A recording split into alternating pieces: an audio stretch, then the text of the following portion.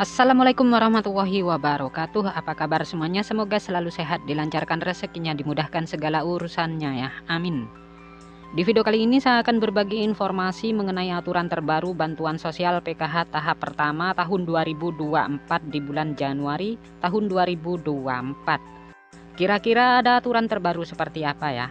Maka dari itu simak terus videonya sampai selesai agar supaya tidak ketinggalan informasinya.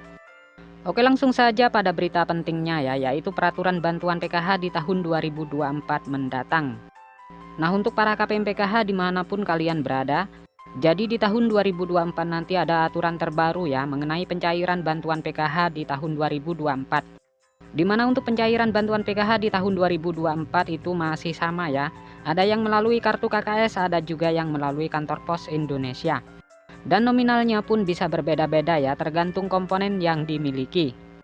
Selain itu juga sudah ada peraturan yang sudah ditetapkan dalam hal pencairan PKH di tahun 2024. Jadi untuk bantuan PKH itu adalah bantuan bersyarat ya. Jadi harus memiliki komponen PKH seperti anak balita, anak SD, anak SMP, dan anak SMA. Kemudian penyandang disabilitas berat dan juga komponen PKH lansia serta komponen ibu hamil. Nah, itu adalah komponen PKH ya. Jadi bukan hanya anak balita atau anak sekolah saja, tetapi ibu hamil pun sama masuk kategori komponen PKH.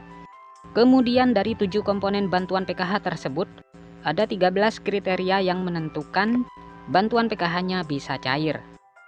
Jadi yang pertama peraturannya itu adalah kalian harus terdaftar di dalam DTKS. Jadi mulai dari anak balita, SD, ibu hamil, kemudian anak SMP dan SMA, penyandang disabilitas berat dan lansia harus masuk di dalam DTKS dan aktif sebagai penerima bantuan PKH ya.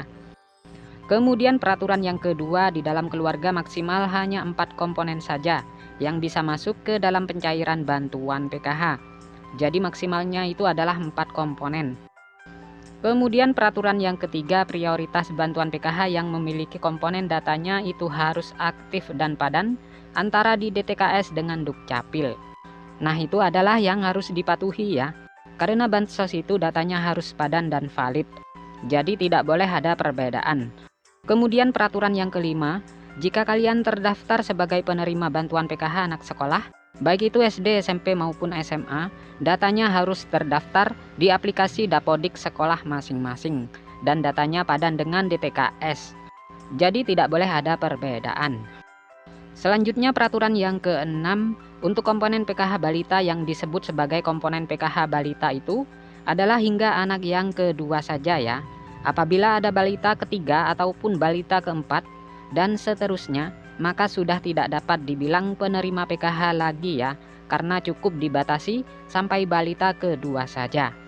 Selanjutnya untuk komponen anak balita umurnya itu adalah umur 0 sampai dengan 6 tahun.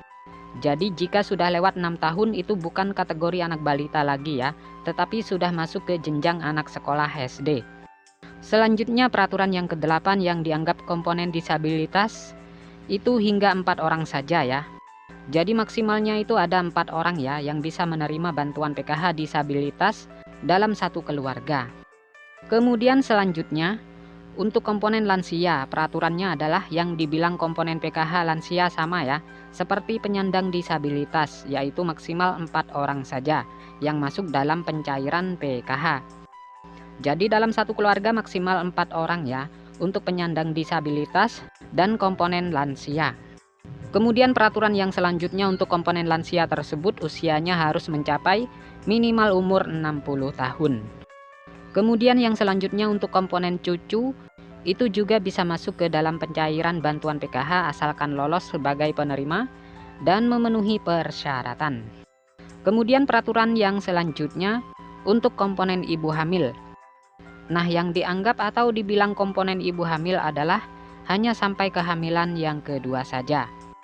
Jadi apabila hamil yang ketiga kali atau keempat kalinya itu sudah tidak bisa dapat bantuan PKH.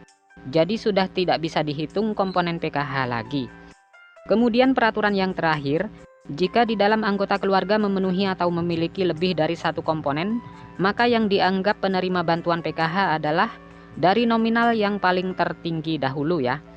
Misalkan ada anak penyandang disabilitas Kemudian juga memiliki anak normal yang bersekolah di jenjang SD. Sedangkan untuk nominal penyandang disabilitas dan anak sekolah SD itu nominalnya berbeda-beda ya.